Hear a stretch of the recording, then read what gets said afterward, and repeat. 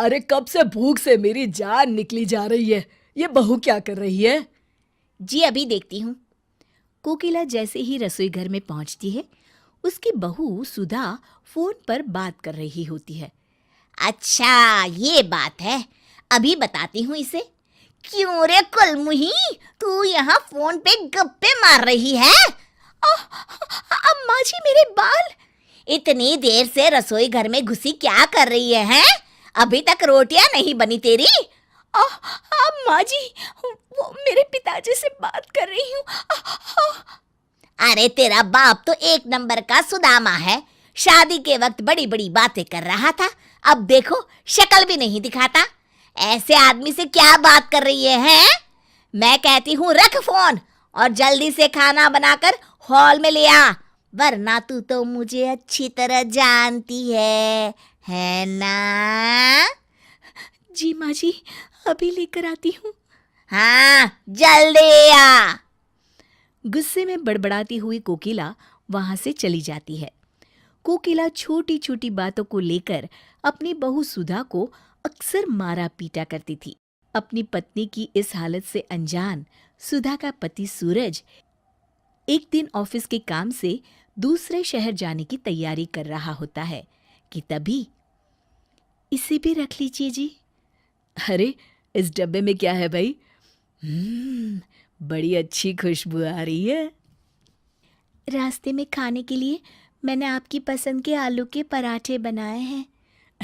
ठीक है, इसे बैग में रख दो।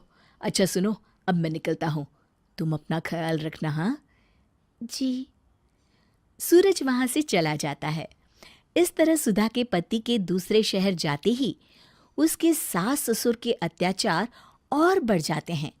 तंग आकर सुधा घर छोड़ने का मन मना लेती है और जब सुधा अपनी सास के साथ बाजार से सब्जी खरीद रही होती है, तभी सुधा मौका देखकर अपने मायके जाने वाली बस में चढ़ जाती है।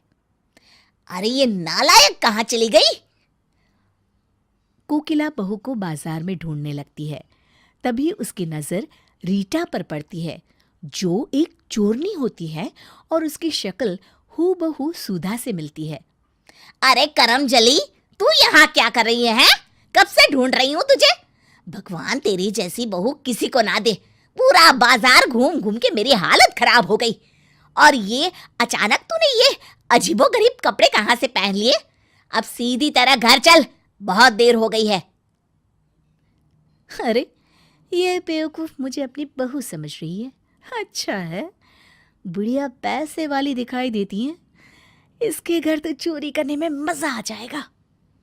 रीटा कोकिला के साथ उसके घर चली जाती है। अगली सुबह, अरे ओ मेरी निकम्मी बहू, सुबह के 10 बज चुके हैं और तू अभी तक अपने कमरे में आराम फरमा रही है। लगता है जब तक 2-4 तुझे पड़ती नहीं ना, तेरी अकल ठिकाने नहीं आती। चलो उठ अब जल्दी और मेरे लिए नाश्ता बना कर लिया। अच्छा तो ये बात है।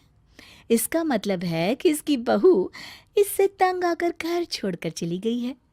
ये तो एक नंबर की चांडाल सास है, इसे तो सबक सिखाना पड़ेगा। अरे तू पागल हो गई है क्या बुढ़िया, जो मुझे नाश्ता बनाने के लिए बोल रही है? नाश्ता तो आज तू बनाएगी और मैं खाऊंगी। हाँ देखो किस तरह जबान चल रही है इसकी, हैं? अरे सासू माँ, सिर्फ जबान ही नहीं बल्कि हाथ पैर भी बहुत अच्छी तरह चला लेती हूँ। तुमने सुना कोकिला, आज तो ये कुछ ज्यादा ही बोल रही है। आप हटिए जी, देखती हूँ मैं इसे। अरे रुक जा कलमुही, अभी मजा चखाती हूँ मैं तुझे। कोकिला एक छड़ी लेकर रीटा को मारने के लिए आगे बढ़ती है। रीटा कोकिला के हाथ से छड़ी छीन लेती है। अरे ओ बुढ़िया, आज मैं तुझे ऐसा सबक सिखाऊंगी कि तुझे तेरी नानी याद आ जाएगी। ये ले। अरे मर गई रे। अभी तो शुरुआत है। ये ले और ले। अरे मर गई। हाँ हाँ, और जोर से चिल्ला। ओए माँ, मर गई रे। अरे आप खड़े खड़े क्या देख रहे हैं, मुझे बचाइए। अरे ये क्या बचाएगा तुझे, मैं इसकी भी अच्छी मरम्मत करूंगी। ये ले खुस्सड़ बुड्ढे। अब मर गया रे। क्यों, मजा आ रहा है ना? अब पता चला कि दर्द क्या होता है। आज से तुम दोनों घर के सारे काम करोगे, समझे? अरे तू जैसा कहेगी हम वैसा करेंगे। बस बस, और मत मार। हाँ बहू, हम दोनों मिलकर घर का सारा काम कर दिया करेंगे। हम तुझे कभी कुछ करने के लिए नहीं कहेंगे, बस हमें छोड़ दे। ठीक है, आज के लिए इतना काफी है। अब मैं अपने कमरे में आराम करने जा रही हूँ। 15 मिनट के अंदर चाय नाश्ता मेरे कमरे में आ जाना चाहिए। अरे बहू, अभी लेकर आती हूँ।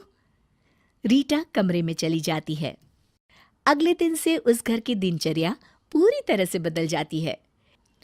रीटा सुधा के सास ससुर से घर के सारे काम करवाती और खुद मजे से आराम करती। अरे बुढ़ापे में मुझे क्या क्या करना पड़ रहा है। कोकिला, अगर हम बहू को इतना नहीं सताते तो आज हमें ये दिन नहीं देखना पड़ता। आप बिल्कुल सही कहते हैं जी। तभी वहां रीटा आ जाती है। सुधा के सास ससुर रीटा के पैर पकड़ लेते हैं। अरे बहू, हमें माफ कर दे। हमें हमारी गलती का एहसास हो गया है। भगवान के लिए अब हम पर अत्याचार मत कर। हाँ हाँ बहू, हमें माफ कर दे। तू तो हमारी बेटी समान है। अरे अगर माफी मांगनी है तो अपनी बहू से जाकर मांगो, जो तुम दोनों के अत्याचार से तंग आकर अपने मायके चली गई है। मैं तो उसकी हमशक्ल रीटा हूँ। क्या तू सुधा नहीं बल्कि उसकी हमशक्ल है? हाँ, मैं उसकी हमशक्ल हूँ। मैं समझ गई। शायद हम दोनों को सुधारने का यही सही तरीका था। हम आज ही जाकर अपनी बहू को ले आएंगे। चलो जी, चलते हैं। हाँ हाँ, चलो भाग्यवान। इस तरह सुधा के सास ससुर सुधर जाते हैं। शिक्षा जैसे को तैसा कभी ना कभी मिल ही जाता है।